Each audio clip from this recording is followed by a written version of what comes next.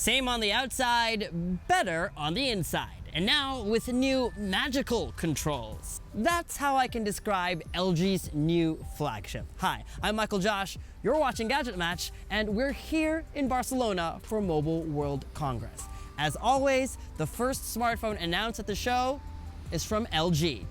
This is our LG G8 ThinQ Hands-On. When you first look at the new LG G8, it's pretty clear that it comes from the LG G series line, side by side with the G7, and you'll notice a strong resemblance. Up front, there's still a notch, a small chin, and an otherwise edge-to-edge display, curved outer and inner corners, and a tall and narrow form factor.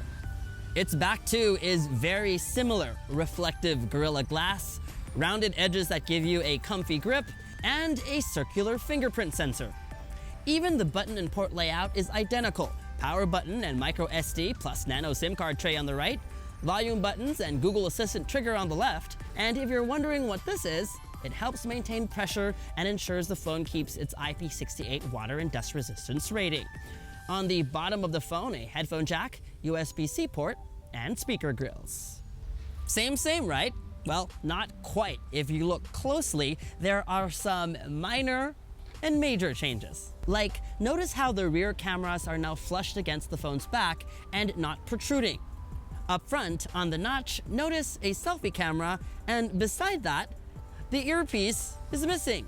Yep, that's because the entire display is now a speaker diaphragm. All you have to do is lift up your phone to your ears as normal, and you can hear the person on the other end of the call. The display speakers, so to speak, works with the down-firing speakers on the bottom of a phone for a stereo effect. Speaking of, this is the first time we've seen an OLED panel on an LG G series phone.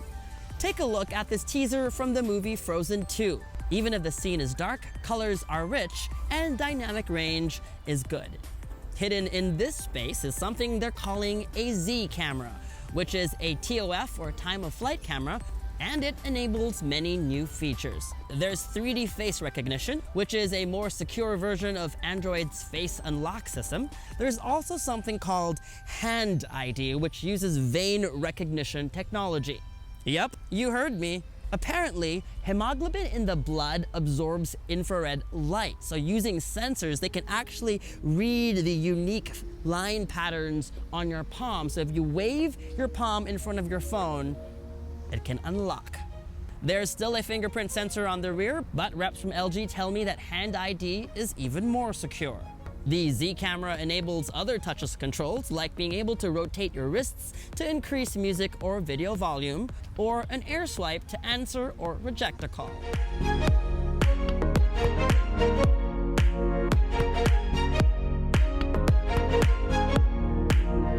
Both have LG's ThinQ Camera AI that detects scenes and objects and adjusts images correspondingly. There's also a new night view mode, which combines 10 different images of differing exposures for supposedly better low-light shots. We shot our hands-on during the day, so we were unfortunately not able to test out this feature. What we did test out was video bokeh, which allows you to apply the same background blur for your portraits to videos. The LG G8 ThinQ will run on Snapdragon's 855 processor, will come with 6 GB of RAM and 128 GB of storage, and will be powered by a 3500 mAh battery with Quick Charge 3.0.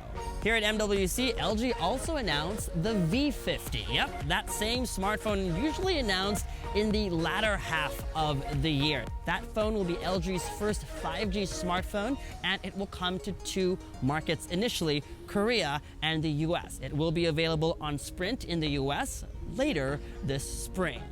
We were not able to shoot the V50, but here are some highlights.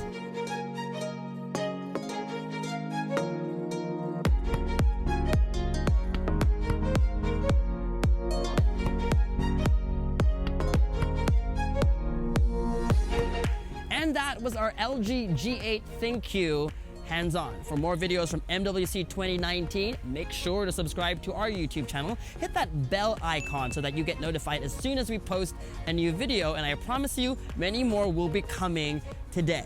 Follow us on social media for all the fun stuff, and as always, make GadgetMatch.com your daily habit. From here in Barcelona, Spain, I'm Michael Josh. Thank you for dropping by.